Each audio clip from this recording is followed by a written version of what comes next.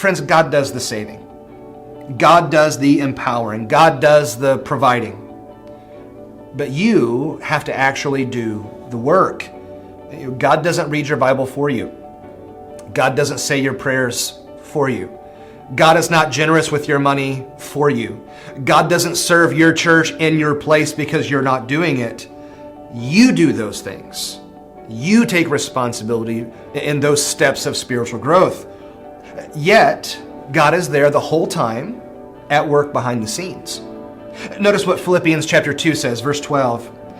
Therefore, my beloved, as you have always obeyed, so now not only as in my presence, but much more in my absence, work out your own salvation with fear and trembling, for it is God who works in you both to will and to work for his good pleasure. Work out your salvation. Not work for your salvation. That's by grace. Work out your salvation. Exercise it. Put it into practice. Why? Because God is working in you to will and to work.